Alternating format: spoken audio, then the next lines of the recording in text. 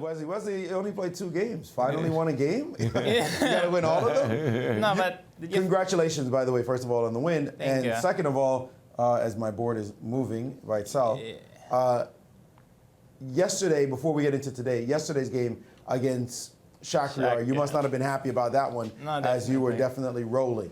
No, I was going to say yesterday, last night was very difficult to sleep. I probably spent 5 hours sleeping and 6 hours laying in the bed. Wow. Very difficult to sleep because yesterday was my chance. Like, I had probably 10 different ways to win. And it's very tough to not win a game like that. Like, I think if you were in my place, you'd probably win that game easily. But, yeah. Not against Shakhriyar, but... Yeah, I think yesterday Shakhriyar was not playing like himself, like his usual powerful self. So I think he made many mistakes, but I should have really converted that game. But but it comforted me in the fact that in the Grandchester there are lots of blunders, and it's incredible that the best players in the world are sometimes making elementary mistakes, losing games which they never should have lost, or drawing games which they would have won 100% of the time. Well, today, your opponent made a big blunder.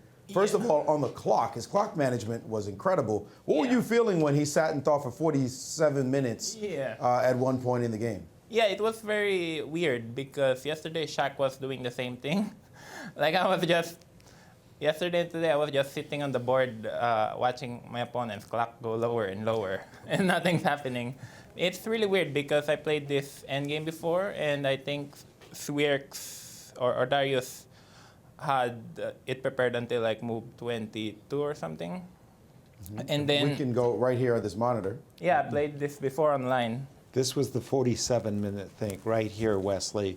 Yeah. After you played King E7, this is where Darius just stopped.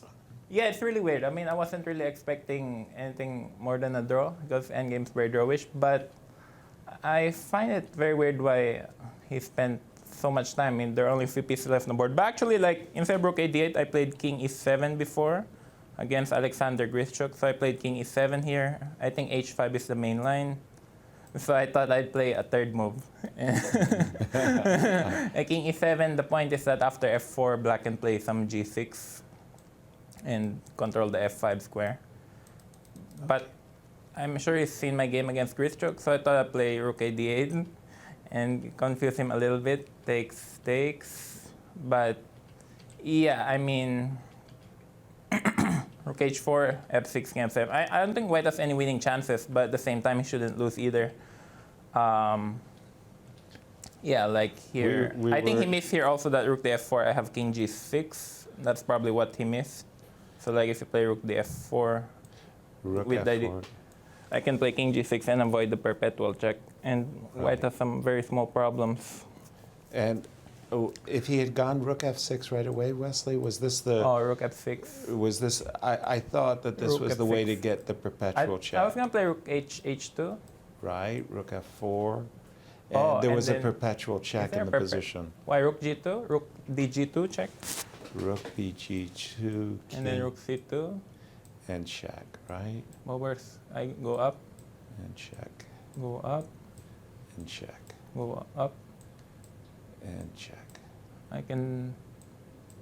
this is a draw, yeah? Play. That's a kind of a funny draw. King G3 is a draw.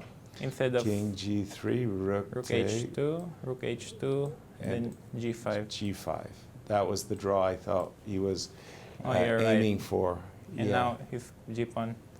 Yeah, I missed the fact that White has this G5. Right? But he gave you the chance that you were dreaming. Yeah. Yeah. Okay, Rook F2 is objectively a draw, but practically with 2 minutes left on the clock, there could be some tricks.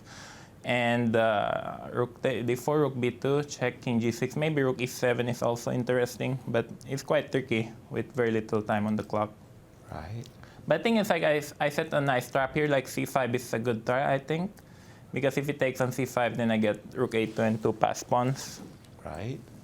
So he played Rook E7 with 2 minutes on the clock, Rook B6, Rook C7. I thought A6 was very tricky.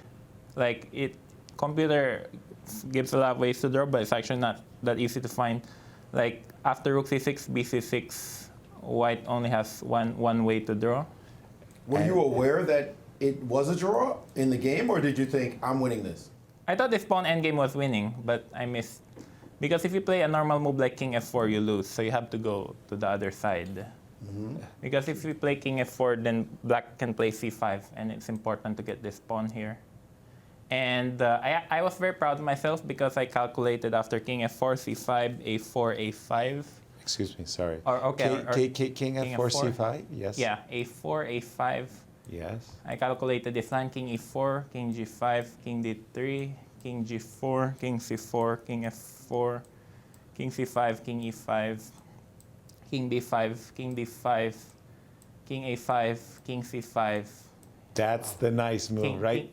King a6, e5, yeah. a5, e4, king b7, e3, a6, e2, And this a7. king and pawn and queen ending. Yeah, queen is big. The point is also after queen e7, check, king c8, queen e8, or king a6. Okay, queen e8, king b7, queen d7. The point is white cannot play king a6. So I was very proud of myself for finding this, and I thought I'm gonna win. But I think white still has a way to draw, but fortunately he missed. Also, he didn't have to take on c5, but it's a bit difficult to defend with 2 minutes left. This is like your run-of-the-mill 20-move variation. Yeah. Very nicely calculated, Wesley. Oh, thank you. I was very happy when I saw this because a6 is quite tricky. But the crazy part is you did realize, though, that it was a draw? Or, like, if he jettisons the g4 pawn right away? Yeah, no, actually, Kostya showed it to us from a website. When you came in. Okay. When you came in after the game. So you thought you were winning the whole time, but did he say anything about it at all? Yeah, I think he also missed this idea of king e3 right away, and then king d4, king So he c5, didn't king see the d6. king and pawn. Yeah. And we have another result as Peter Svidler has drawn against Shakir Mamedyarov as we were expecting. Wesley, as we're going to get more players coming down quickly, let's ask you this question. Have you calculated what you need to win the Grand Chess Tour? Yeah, basically, I'm hoping Fabiano would win the tournament. Then I would finish second to last, and then I would win the Grand Chess.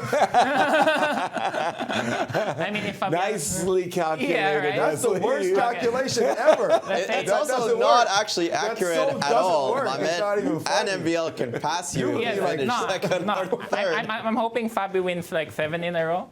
Then he'd finish clear first, and And Knocks MVL everybody. and Shakir MBL have maybe to also lower. bomb. Yeah. Okay, somebody needs to talk to you about But that's the point. If Fabi gets 13 points and I get 2, then I still win the Grand Chess. if Shakir and MVL Yeah, that's don't true. come in second or third or maybe even fourth. So then Fabi has to beat them. So go Fabi. Huh? And speaking, But yeah, my plan is just to play some good chess, avoid too many blunders. Yesterday I made a couple. All right. Well, congratulations on your win today. And don't come in second. Second to last.